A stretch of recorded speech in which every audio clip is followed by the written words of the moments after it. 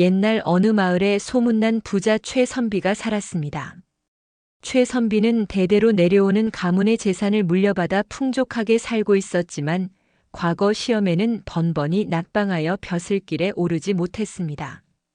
그래서 그는 날마다 술을 마시며 세월을 보내고 있었지요. 날이 또 술을 드시려고요? 어제도 많이 드셨는데. 최선비의 집에는 16살 때부터 함께 지내온 여종 달래가 있었습니다. 달래는 최선비의 집안일을 도맡아 하며 최선비를 정성껏 모셨습니다.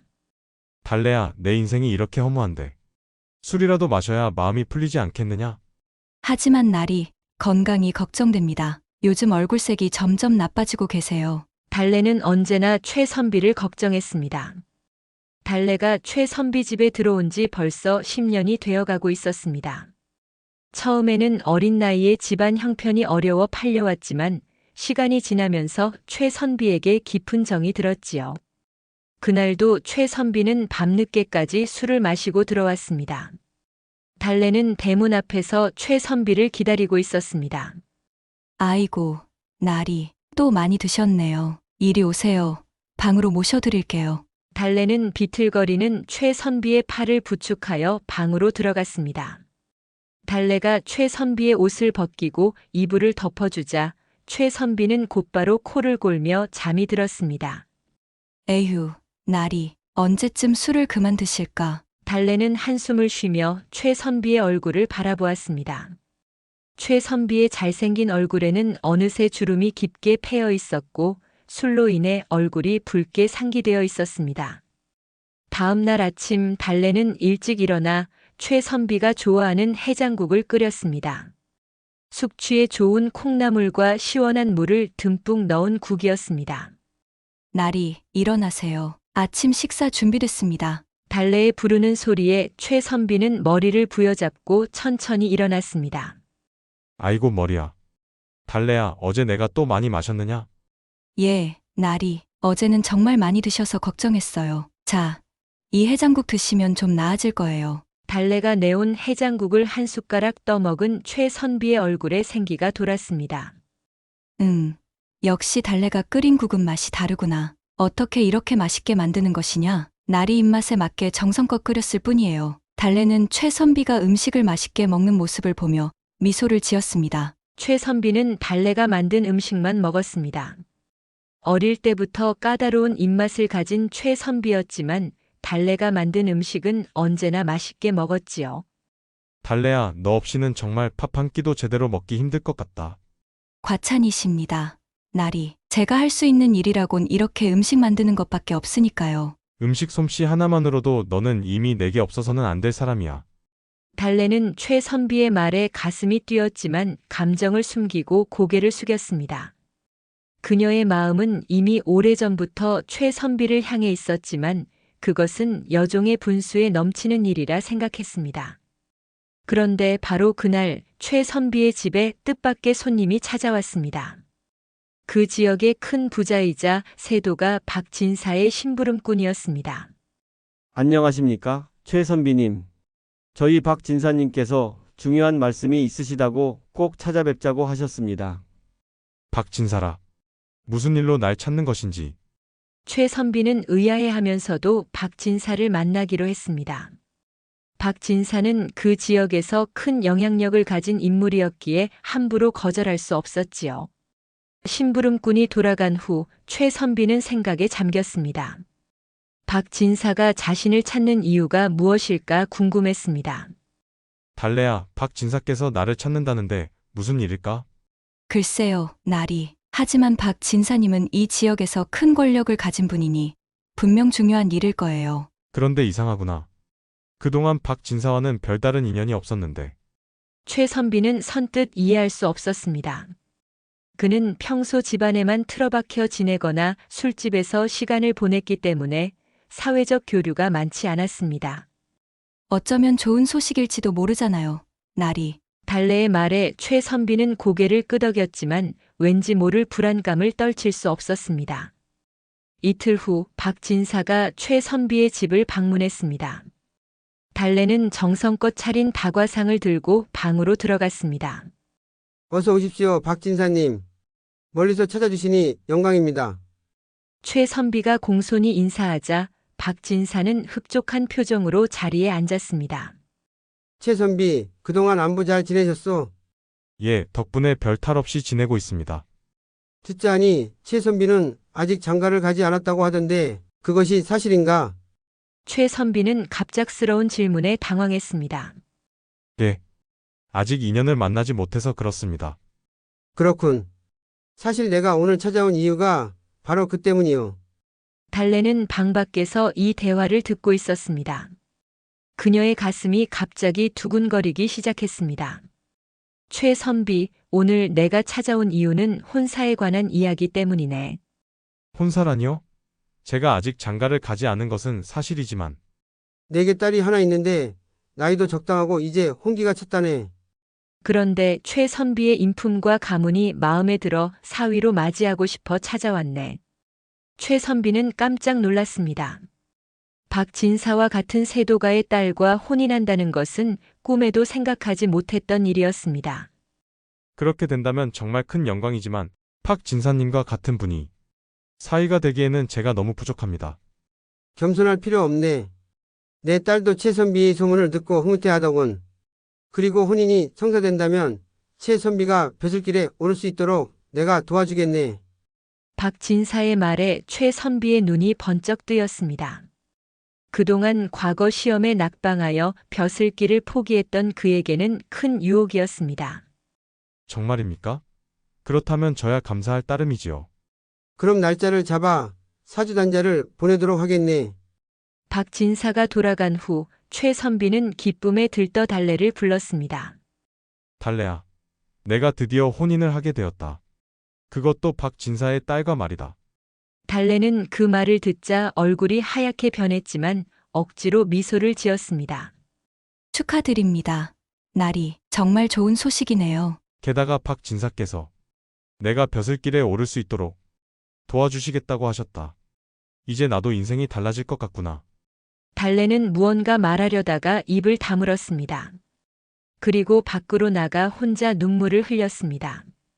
왜 이렇게 가슴이 아프지? 나는 여종일 뿐인데. 달래는 자신의 분수를 알고 있었습니다. 여종이 주인을 사랑한다는 것은 있을 수 없는 일이었습니다. 하지만 10년 동안 최선비 곁에서 지내면서 그녀의 마음은 어느새 최선비에게로 향해 있었습니다. 며칠 후 박진사의 집에서 사주단자가 도착했습니다. 최선비는 혼인 준비에 들떠 있었고 달래는 묵묵히 집안일을 하며 최선비를 도왔습니다. 달래야, 이제 곧 새 마님이 오시니 집안을 더 깨끗이 정리해 두거라. 예, 날이 걱정 마세요. 달래는 마음이 아팠지만 최선비의 행복을 위해 최선을 다했습니다. 그녀는 집안 구석구석을 깨끗이 청소하고 새마님이 들어올 방을 정성껏 준비했습니다. 그런데 어느 날 밤 달래는 우연히 박진사의 하인과 새로 들어온 여종이 나누는 대화를 엿듣게 되었습니다. 이번에 들어온 연하 아가씨는 정말 박 진사님의 친딸이 맞습니까? 쉿, 그런 말 함부로 하면 안 돼. 사실은 기생 출신이지만 이번 계획이 성공하면 우리 모두 큰 상을 받을 수 있다고 하셨어. 계획이라니요? 최선비를 죽이고 그 재산을 차지하는 거지.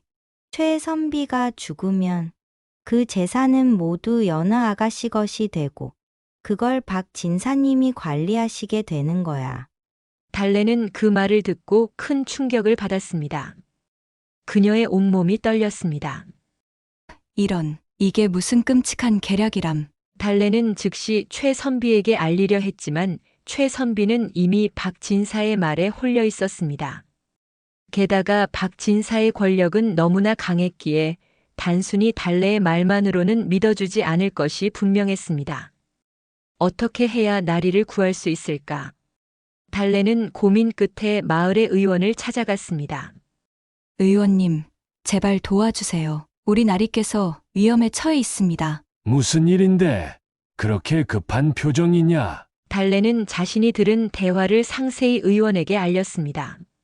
이런 무서운 계략이. 그래, 내가 도와주마. 하지만 증거가 필요하다.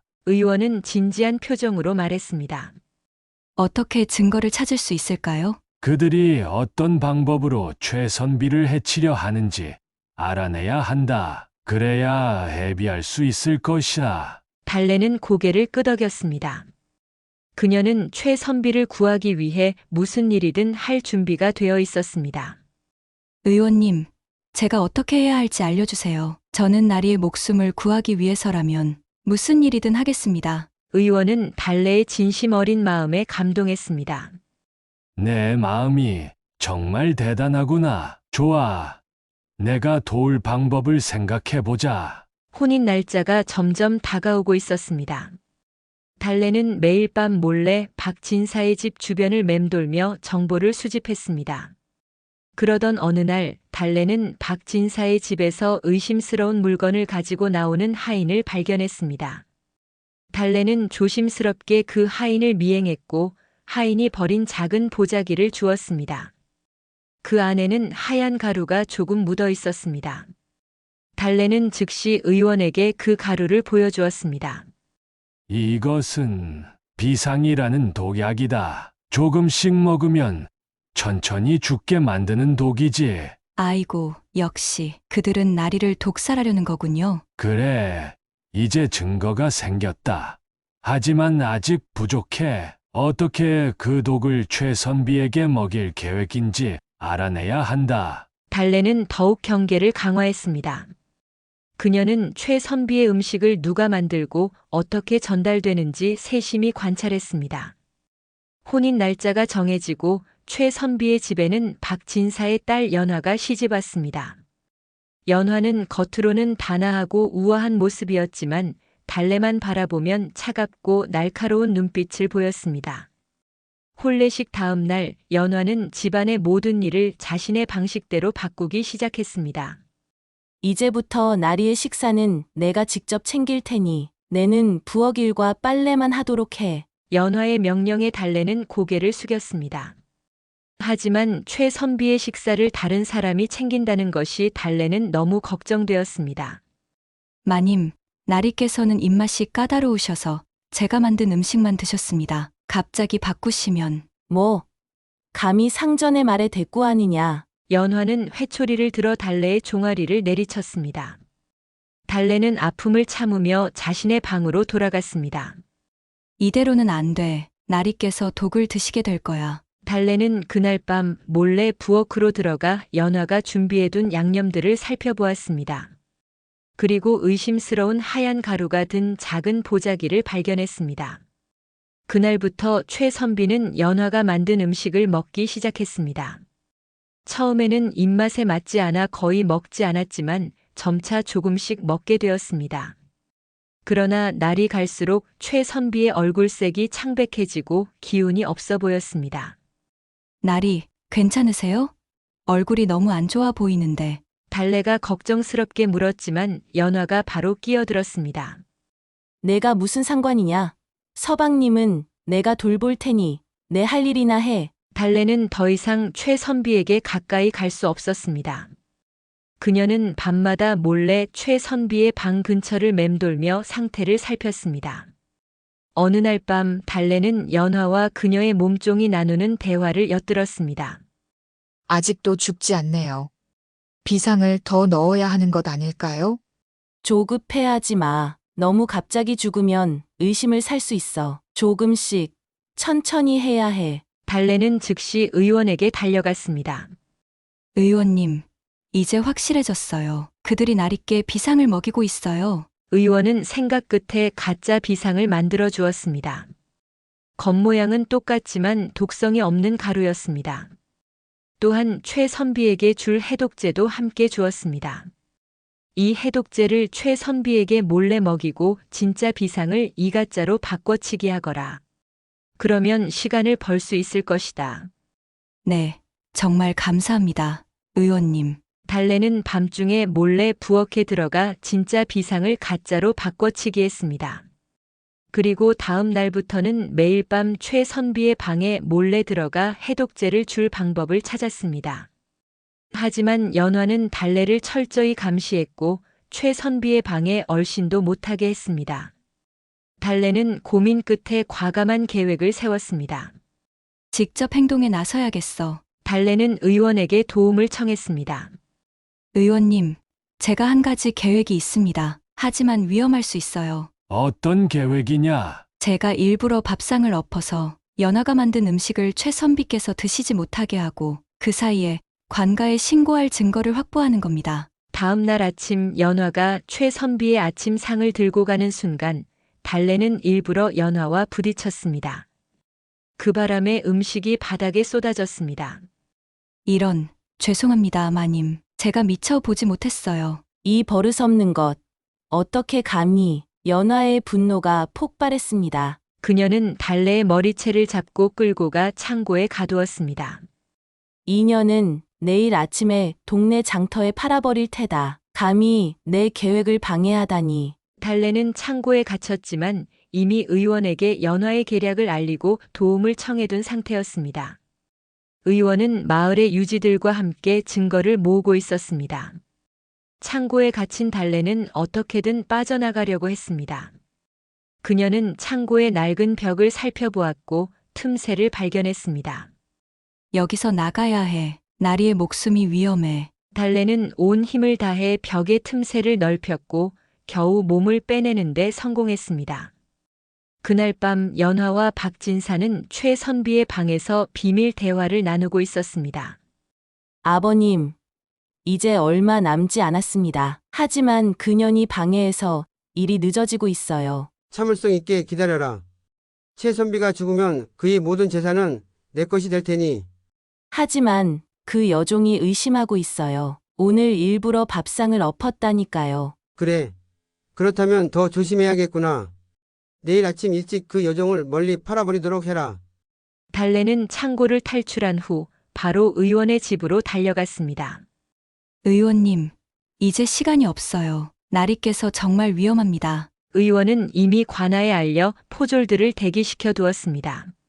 걱정 마라. 내가 최선비의 친척인 형조 정랑에게 연락을 해두었다. 그가 포졸들을 이끌고 오는 중이다. 달래는 의원과 함께 최선비의 집으로 돌아왔습니다. 그들은 최선비의 방 근처에 숨어서 정랑과 포졸들을 기다렸습니다. 그런데 그때 박진사의 하인이 연화에게 무언가를 전달하는 모습이 보였습니다. 마님, 진사님께서 오늘 밤에 끝내라고 하셨습니다. 더 이상 지체하면 안 된다고. 연화는 고개를 끄덕이고 무언가를 주머니에서 꺼냈습니다. 그것은 큰 주머니였고 그 안에는 분명 독약이 들어 있었을 것입니다. 달래는 더 이상 참을 수 없었습니다. 그녀는 의원을 뒤로 하고 달려나갔습니다. 안 돼요. 나리를 해치지 마세요. 연화는 놀라서 뒤돌아보았고 그 순간 달래가 그녀에게 덤벼들었습니다. 둘은 바닥에 뒹굴며 싸웠고 그 소란에 최선비가 눈을 떴습니다. 이게 무슨 일이냐? 달래야? 부인? 그 순간 형조 정랑이 포졸들을 이끌고 방으로 들어왔습니다. 모두 움직이지 마라. 살인 미수 혐의로 체포한다. 연화와 그녀의 하인들은 당황하여 도망치려 했지만 포졸들에게 붙잡혔습니다. 이게 무슨 일이냐? 왜 내 집에 이렇게 들이닥치는 것이냐? 최선비가 혼란스러워하며 물었습니다. 형조 정랑이 최선비에게 가까이 다가가 말했습니다. 이 사람들이 너를 독살하려 했다. 달래가 모든 것을 밝혀냈다. 최선비는 믿을 수 없다는 표정으로 연화를 바라보았습니다. 연화는 이미 체념한 듯 고개를 숙였습니다. 이것이 사실이요? 부인? 연화는 대답하지 않았지만 그녀의 침묵이 모든 것을 말해주고 있었습니다. 포졸들, 이 여자와 그녀의 하인들을 모두 관아로 데려가라. 박진사도 체포하도록. 연화와 그녀의 하인들이 모두 붙잡혀 끌려나간 후 최선비는 깊은 충격에 빠졌습니다. 그는 자신이 독살될 뻔했다는 사실을 받아들이기 어려웠습니다. 정말 그들이 나를 죽이려 했다는 말이요? 의원이 앞으로 나와 설명했습니다. 네. 최선비님, 그들은 비상이라는 독약을 조금씩 음식에 타서 당신을 서서히 죽이려 했습니다. 하지만 달래가 이를 눈치채고 증거를 확보한 덕분에 화를 면하셨습니다. 최선비는 달래를 바라보았습니다. 달래는 너무 지쳐 보였고 얼굴에는 상처가 나 있었습니다. 달래야. 네가 나를 구해주었구나. 달래는 고개를 숙이며 말했습니다. 당연한 일을 했을 뿐입니다. 나리. 형조 정랑이 말했습니다. 이 여종이 얼마나 용감했는지 아느냐?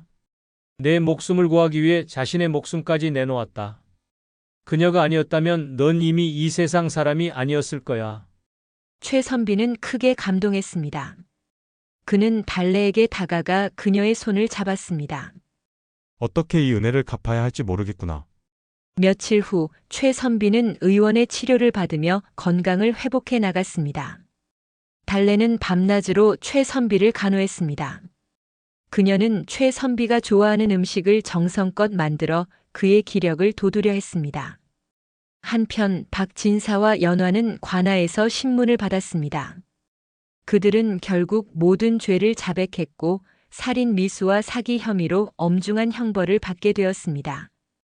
최선비의 집에서는 조용한 나날이 이어졌습니다. 최선비는 달래의 헌신적인 보살핌 덕분에 점차 건강을 되찾았습니다.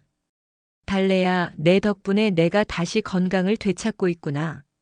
나리께서 회복하시는 모습을 볼 수 있어 다행입니다. 네가 그날 밤 연하를 막아주지 않았다면 나는 이미 이 세상 사람이 아니었을 거야. 어떻게 그런 용기를 낼 수 있었느냐? 달래는 잠시 침묵했다가 조용히 대답했습니다. 나리께서 위험하시다는 것을 알았을 때 그저 본능적으로 행동했을 뿐입니다. 그 순간에는 어떤 두려움도 없었어요. 최선비는 달래의 말에 깊은 감동을 받았습니다.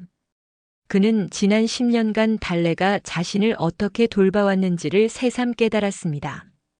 달래야, 네가 내 곁에 있어준 것이 얼마나 큰 행운인지 이제야 알겠다. 내가 술에 취해 들어올 때면 항상 기다려 주었고 내 입맛에 맞는 음식을 정성껏 만들어 주었지.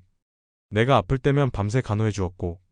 최선비는 달래의 손을 꼭 잡았습니다. 네가 아니었다면 내 인생은 어떻게 되었을까? 달래는 고개를 숙인 채 대답했습니다. 그저 제 도리를 다했을 뿐입니다. 나리. 아니다. 네가 한 일은 단순한 도리가 아니야.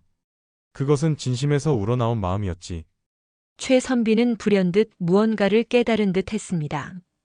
그는 달래의 얼굴을 가만히 바라보았습니다. 달래야, 묻고 싶은 것이 있다. 예, 나리. 무엇이든 말씀하세요. 왜 그렇게까지 나를 위해 목숨을 걸었느냐? 단지 주인과 종의 의리 때문이었을까? 달래는 최선비의 질문에 얼굴이 붉어졌습니다. 그녀는 오랫동안 가슴 깊이 숨겨왔던 마음을 어떻게 표현해야 할지 몰랐습니다. 저는 나리를 위해서라면 무엇이든 할 수 있습니다. 제 목숨도 아깝지 않습니다. 그 이유가 궁금하구나, 달래야. 달래는 용기를 내어 마침내 입을 열었습니다. 나리, 제가 어떻게 말씀드려야 할지 분수에 넘치는 마음이지만 저는 오래전부터 나리를 사랑해왔습니다. 달래의 고백에 최선비는 놀랐지만 곧 그의 얼굴에 미소가 번졌습니다. 죄송합니다. 나리, 제가 분수에 넘치는 말씀을 드렸습니다. 제발 저를 용서해 주세요. 달래는 울음을 참으며 고개를 숙였습니다. 그러나 최선비는 달래의 고개를 들어 올렸습니다. 왜 용서를 구하는 것이냐? 진실된 마음을 고백한 것뿐인데. 하지만 나리와 저는 신분이 다르고 신분이 중요한 것이 아니다. 진심이 중요한 것이지. 최선비는 달래의 두 손을 꼭 잡고 말했습니다. 달래야, 사실 나도 내게 하고 싶은 말이 있었다. 이번 일을 겪으면서 나는 많은 것을 깨달았다. 내가 그동안 술에 취해 방탕하게 살았던 것은 삶의 의미를 찾지 못했기 때문이었어. 하지만 이제 알겠다. 진정한 행복은 멀리 있는 것이 아니라 바로 내 곁에 있었다는 것을. 달래는 최선비의 말에 놀랐습니다. 그녀는 자신의 귀를 의심했습니다. 나도 네가 나를 사랑하는 것처럼 나 역시 너를 사랑하게 되었다. 처음에는 깨닫지 못했지만 네가 나를 위해 목숨을 걸었을 때 내 마음이 내게 향해 있다는 것을 알게 되었어. 달래의 눈에서는 기쁨의 눈물이 흘러내렸습니다. 나리, 정말인가요? 정말이다. 그리고 이제부터는 나를 나리라고 부르지 말고 내 이름을 불러 다오. 그럴 수 없습니다. 제가 어떻게 감히... 이제 너는 더 이상 여종이 아니다. 나는 너를 노비에서 해방시키고 싶다. 최선비는 달래를 노비에서 해방시켰습니다. 그리고 마을 사람들의 시선과 비난을 무릅쓰고 달래를 정식으로 아내로 맞이했습니다. 마을 사람들의 수군거림이 끊이지 않았지만 최선비는 전혀 개의치 않았습니다. 세상 사람들이 뭐라 해도 상관없다. 내가 진정으로 소중히 여기는 사람이 누구인지 이제 알았으니까. 달래는 최선비의 아내가 되어 더욱 정성껏 그를 모셨습니다. 그녀는 매일 아침 최선비가 좋아하는 음식을 정성껏 만들었고 최선비는 더 이상 술에 의지하지 않고 건강한 생활을 하게 되었습니다. 달래야, 내 덕분에 나는 새 사람이 되었어. 이전에 나는 세상을 부정적으로만 바라보았지만 이제는 매일 감사함을 느끼며 살고 있단다. 그저 당신 곁에 있을 수 있어 행복합니다. 시간이 흘러 그들 사이에는 아들 둘과 딸 하나가 태어났습니다. 아이들은 총명하고 건강하게 자랐고 최선비는 아이들에게 올바른 가치관을 심어주기 위해 많은 시간을 함께 보냈습니다. 최선비의 큰아들은 뛰어난 재능을 보여 과거에 급제하여 관직에 올랐습니다. 이로써 최선비 가문의 명예는 더욱 높아졌습니다. 달래는 아들의 말에 감격스러워 눈물을 흘렸습니다. 세월이 흘러 최선비와 달래는 함께 백발이 되어 서로를 바라보며 미소 지었습니다. 달래야, 돌이켜보면 내 인생에서 가장 다행스러운 일은 네가 그날 밥상을 엎었던 것이 아닐까 싶구나. 당신의 목숨을 구하기 위해서라면 1000번이라도 그렇게 했을 거예요. 그 밥상 하나가 우리의 인생을 바꾸었지. 내 영리함과 용기가 없었다면 나는 이미 이 세상 사람이 아니었을 거야. 그리고 이렇게 행복한 삶도 누리지 못했겠지. 최선비와 달래는 서로의 손을 꼭 잡고 석양을 바라보았습니다. 그들의 사랑은 신분의 벽을 넘어 위험과 역경을 이겨내며 더욱 깊어졌습니다. 이들의 이야기는 마을 사람들 사이에서 오랫동안 전해 내려왔습니다. 밥상 하나로 목숨을 구한 여종의 영리하고 용감한 사랑 이야기는 진정한 사랑의 힘과 지혜로운 여인의 용기가 얼마나 위대한지를 보여주는 감동적인 이야기로 남았습니다. 옛말에 한 그릇의 밥이 1000양의 보배보다 귀하다는 말이 있습니다. 달래의 이야기는 그 말을 증명하는 듯합니다. 때로는 작은 행동 하나가 누군가의 인생을 그리고 자신의 인생까지도 바꿀 수 있는 것이니까요. 여러분의 주변에도 달래처럼 진심 어린 마음으로 여러분을 지켜주는 사람이 있는지 한번 살펴보세요. 그리고 그런 사람을 발견했다면 최선비처럼 그 마음의 가치를 알아주는 지혜로운 사람이 되길 바랍니다. 이 이야기가 여러분에게 감동을 주었기를 바랍니다. 다음 이야기에서 또 다른 재미있는 예시이야기로 찾아뵙겠습니다. 구독과 좋아요, 알림 설정 부탁드립니다.